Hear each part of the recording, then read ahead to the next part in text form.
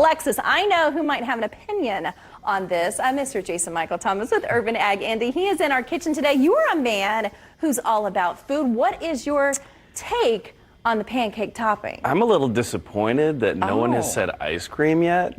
Ice cream? Yeah. I mean, and I'm a big peanut butter person too. Yeah, so me too. I don't know if people know this, but you can take peanut butter and, put a big scoop in the microwave.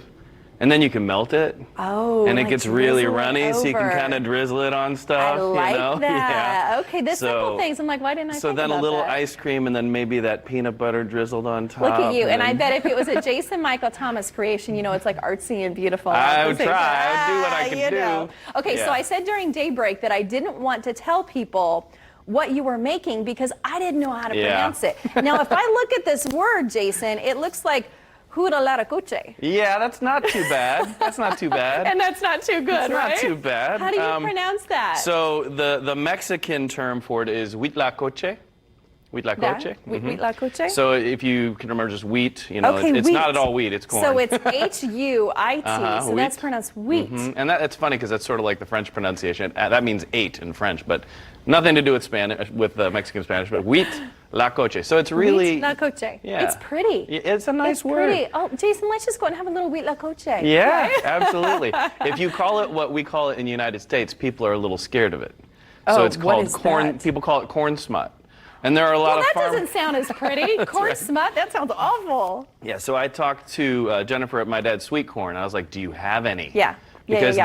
they do have it, but you have to ask for it specially. Okay. And I didn't actually get this from My Dad's Sweet Corn, but we have some because we're going to put that on the taco we're doing. Let's do it. Let's get right to it. But Okay, yeah. where do we begin? So I want to show you this huitlacoche because this is really fun. So Okay. So you can see it on this plate right here, but this is how it grows on the ear of corn, right?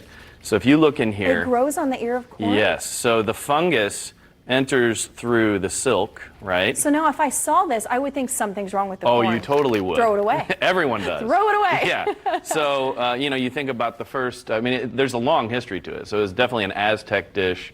And, like people were really excited about it. So people This get is really excited about this. interesting. Latinas and Latinos, they get really excited about this dish. Okay. Like it's a delicacy for sure. So it's a mushroom, basically. It's actually technically not a mushroom. It's just a fungus.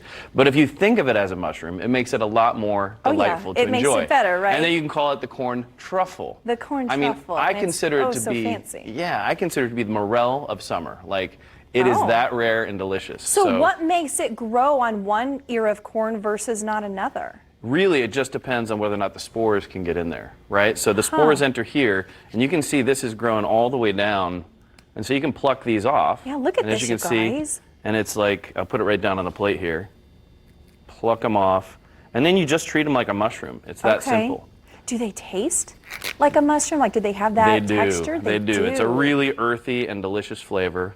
So you pull these off, and you just treat them like a mushroom. It's really simple. So how rare is this? Like, out of, so many ears of corn, is it like a diamond in the rough kind of thing? It's not terribly rare, honestly. So it grows on my farm, and I get some every year on my farm. But I've already had a few little batches of it, and you really, it's present, especially if you're doing organic corn. Okay. So if there are no pesticides, it has a tendency to go a little crazier. So. Okay, so where do we take it from here? So basically, it's a really simple preparation that I like to do, and you don't want to mess with something that good. Like, with morels, it's the same thing. Okay. You just want to do a real simple treatment to it. So I like to use, this is my sage and garlic oil. We're just going to get some onions going here, and maybe we'll add some garlic, right? So we'll just give this garlic a little chop. Sometimes I like to crush it. This is actually pickled garlic, which I really enjoy. I thought, wait a minute, that looks a little different. Yeah, right? So it's pickled garlic. We can even add a little salt and kind of smash it a little bit, get it cooking up. Add a little salt to this. Crush it down, make a little paste. It'll mix in a little easier. Distribute the flavor. Now, is this one of those things you cook on a high heat? I see it sizzling. Yeah, that's a good heat for it, just to kind of get it going. I don't want anything to get scorched. So yeah, I'm just getting the onions and the garlic going. Okay, so you're just going to continue showing us kind of what you do, but then coming up, we're putting something together, right? Oh yeah, we're doing a taco. We're doing Basically, a taco. traditional quesadilla. you know, would be a really good way to do it, but Yeah. also the tacos the same way, with a lot of cheese. Oh, Jason, thank you. More coming up with you in just a bit. But Alexis, we get tacos coming up. My love language. Okay, I am so excited about that.